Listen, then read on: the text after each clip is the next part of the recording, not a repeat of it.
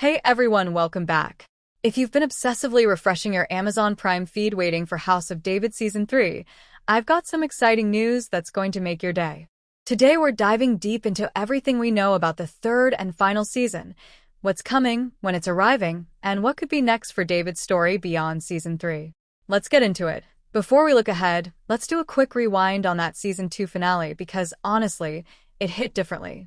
We watched Saul completely unravel. Any trace of the king he once was is essentially gone. His obsession with David has consumed him entirely. David barely escapes with his life, and in one of the most heartbreaking moments of the whole series, he tries to bring Michal with him. But she can't go. She stays behind. And if that wasn't painful enough, we then watch Michal publicly slander David just to crawl back into Saul's good graces. Now, I don't think this is betrayal. I think this is survival. Michal is playing a dangerous game just to stay alive, and I genuinely hope Season 3 gives her and David a moment to untangle all of that. But here's where things shift. Jonathan steps up. Despite everything happening with his father, he makes it crystal clear. He's on David's side, no matter what. That loyalty is going to matter enormously in what's coming. We also see David reclaim Goliath's sword from the priests, Joab and his forces joining him, and the very first stirrings of what will become David's legendary army. And on the darker side, Saul massacres the priests in a blind rage, and Eshbel brings the king of Edom into the picture. That last detail? It's planting seeds for the political chaos that's going to define Season 3. Alright, here's where it gets really good. Season 3 picks up with Saul's madness fully unleashed.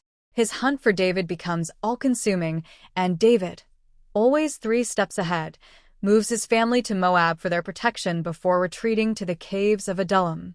But Saul tracks him there, and David faces one of his first truly defining choices. Do you fight, or do you flee? He turns to the ephod the surviving priests brought with them and seeks God's guidance. The answer: run. So David runs to the caves of En-Gedi.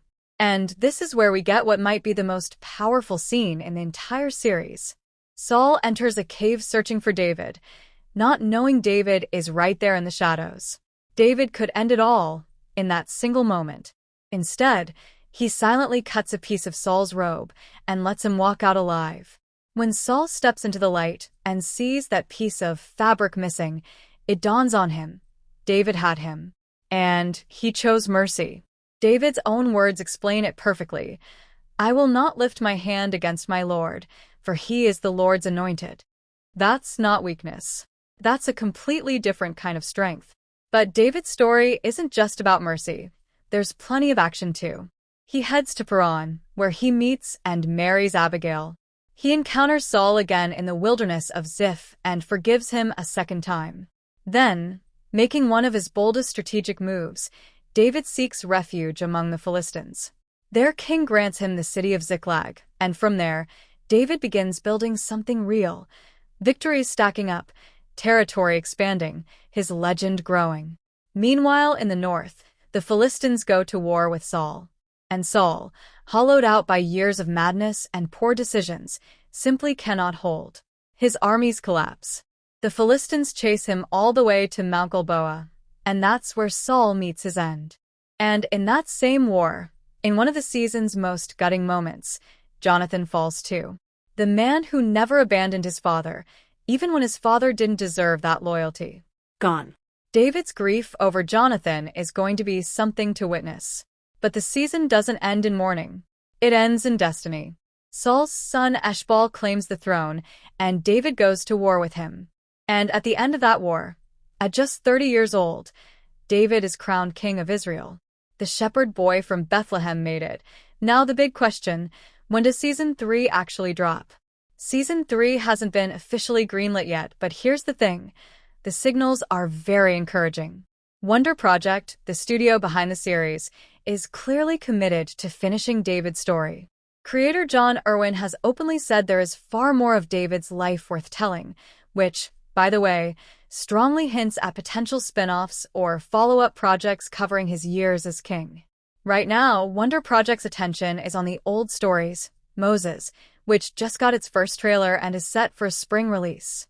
Once that's out the door, The expectation is that pre-production on House of David Season 3 gets moving. Given the show's typical production timeline, a late 2026 or early 2027 release feels realistic. Mark your calendars accordingly. Here's what really excites me about all of this. Season 3 doesn't feel like an ending, it feels like a launch pad. David's story as king is enormous. Bathsheba, Absalom, the building of Jerusalem. There's an entire world of stories still to tell. If Wonder Project is serious about the long game, we could be at the very beginning of something much larger.